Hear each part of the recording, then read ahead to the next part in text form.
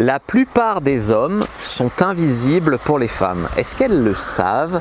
À quoi c'est dû? Comment faire pour ne plus être invisible pour les femmes? Bonjour à tous, c'est Fabrice Julien, coach et auteur expert en séduction depuis 2010 et aujourd'hui un sujet clivant, ça faisait longtemps, les hommes invisibles pour les femmes. On va en parler juste après l'intro les amis.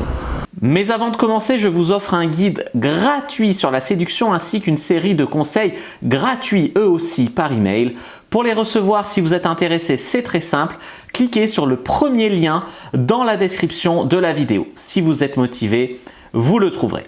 Abonnez-vous et activez la cloche parce que si vous ne le faites pas, YouTube ne vous préviendra pas à la sortie des prochaines vidéos et vous allez rater des pépites. Mettez un like pour me faire savoir que vous pensez que cette vidéo est utile et pour que j'en fasse d'autres comme ça ou sur ce thème-là. Si vous pensez que ce contenu est utile, partagez-le en public ou en privé, je comprendrai. Vous pouvez aussi me laisser un commentaire, je les lis tous et j'y répondrai avec grand plaisir.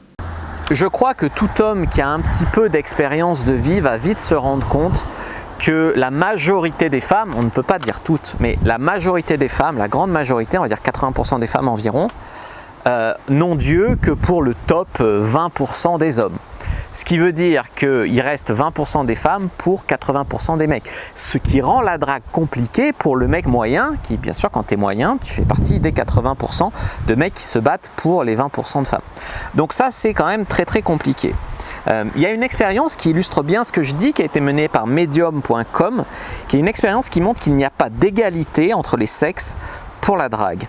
80% des hommes les moins attirants sont pour 22% des femmes les moins attirantes. Alors je dis attirant à la place de beau, parce que l'attirant c'est aussi le charisme, c'est aussi la situation, c'est aussi beaucoup de choses. Pour une femme pareil, pour une femme ça va être beaucoup plus la beauté, mais pas que. Il y a des très belles femmes de 50 ans qui vont peut-être pas être aussi attirantes pour un mec de 25 qu'une très belle femme de 25, enfin tu vois ce que je veux dire. Donc je mets attirant, parce que attirant ça résume bien. Et d'un autre côté, il y a 78%, donc je vous mets à l'écran le truc, 78% des femmes les plus attirantes, donc tu vois 78% des femmes les plus attirantes, ça en laisse quand même des pas attirantes dans le lot, parce qu'on va pas dire que dans la vie, il y a 78% de la totalité des femmes qui sont attirantes, tu vois ce que je veux te dire.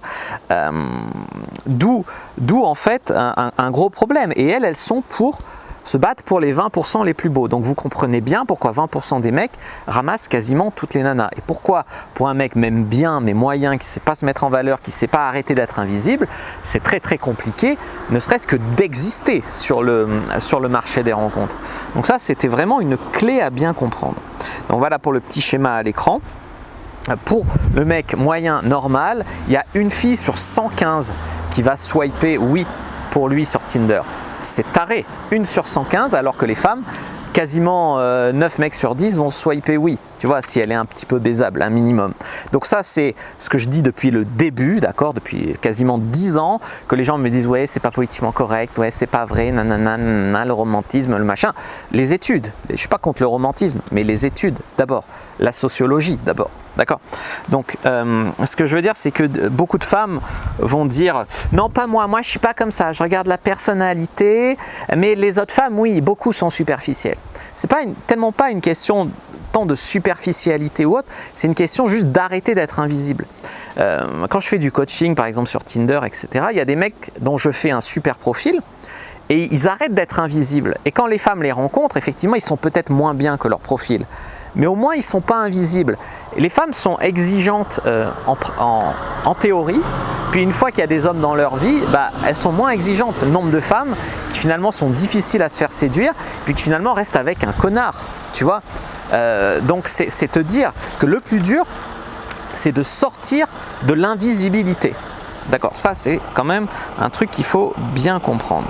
Parce qu'il y a certaines femmes aussi qui vont avoir l'impression, si tu veux, que beaucoup d'hommes sont trop bien pour elles. Ça, c'est un problème aussi.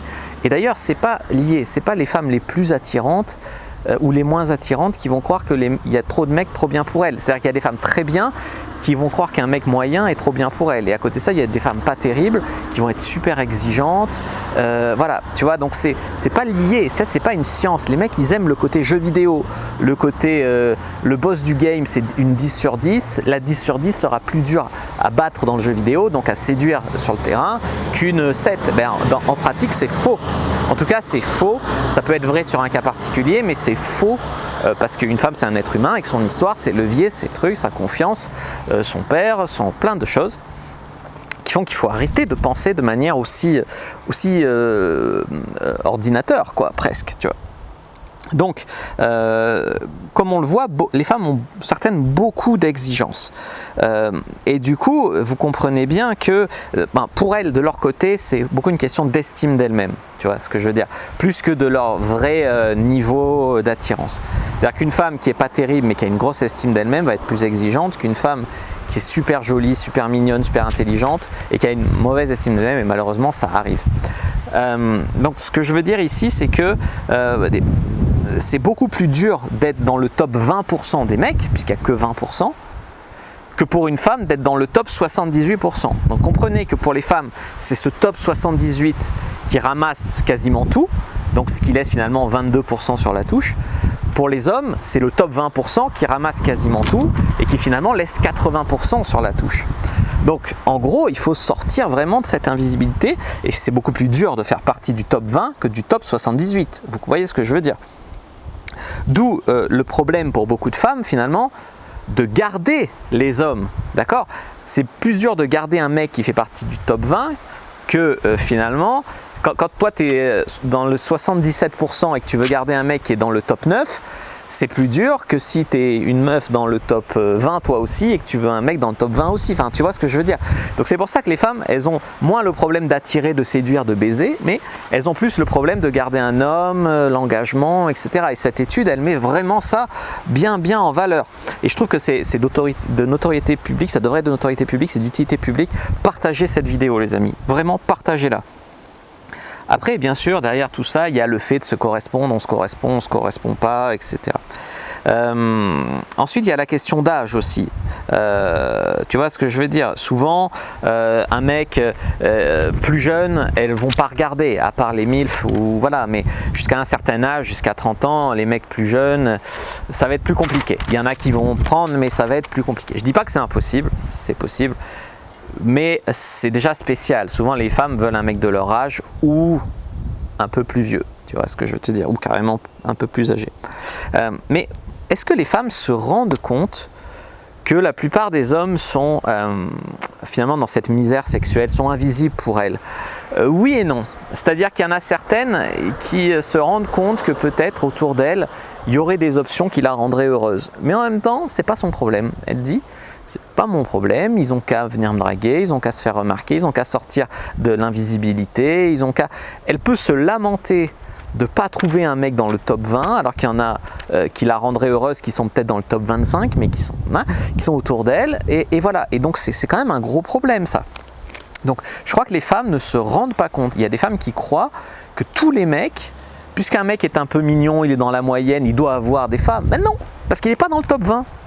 Un mec peut être bien et être dans la misère sexuelle. Contrairement à une femme peut être pas terrible et ne pas être dans la misère sexuelle. Ça, c'est vraiment une inégalité incroyable. Moi, je voudrais que personne n'y soit, mais comprenez l'inégalité qui se situe là. Les femmes se disent souvent: ouais, bah, il est moyen, ça va, il y a sûrement d'autres femmes intéressées que moi. Si toi t'es pas intéressé, il y a de grandes chances que d'autres ne le soient pas, tu vois. Et si toi t'es intéressé, il y a des chances qu'elles le soient beaucoup intéressées. Bah, tu vois ce que je veux te dire. Que pensent les femmes des hommes qui, pour essayer de sortir de l'invisibilité, vont d'abord être amis et ensuite essayer de les séduire? Souvent, elles vont trouver ça maladroit, dans le meilleur des cas, sinon pathétique ou minable. Voilà, donc c'est pas une bonne manière de sortir de l'invisibilité. Donc quelles sont les bonnes manières de sortir de l'invisibilité? Donc avoir un meilleur profil sur les applis et les sites de rencontres, puisque une fois que tu existes vraiment pour elle, tu peux être moins bien, mais tu existes. Moi, j'ai dragué plein de femmes sur Adopt en mettant 1m80 sur mon profil. Je fais pas 1m80. Au rendez-vous, ma personnalité a pris le relais, machin, j'ai couché avec, tu vois. Si j'avais pas mis 1m80, elle aurait dit ouais, je filtre ça, c'est pas assez grand, elle m'aurait pas rencontré, elle aurait loupé des orgasmes, tu vois, et moi aussi. Donc voilà, tu vois. Et puis aller parler aux femmes, travailler sur soi, travailler son charisme. Bien sûr, si vous arrivez à faire partie du top 20, c'est génial. Mais sinon, déjà être remarquable, savoir aborder, savoir draguer, savoir être différent, sortir du lot, savoir faire des bons profils sur les sites et les applis, etc. Il y a ma formation Cyprine qui va vraiment vous aider là-dessus, sinon mon coaching site de rencontre. Voilà les amis, j'espère que cette vidéo vous a plu. Si c'est le cas, arrêtez de procrastiner, mettez un like et partagez-la. Je crois qu'elle pourrait aider beaucoup d'hommes. Et que beaucoup de femmes, ça leur ferait du bien aussi de voir ces études. Parce que quand il y a une étude à l'appui, on ne dit pas gna gna gna gna gna gna. Voilà. Moi, je vous dis à bientôt et que le dieu de la séduction soit avec vous, les amis.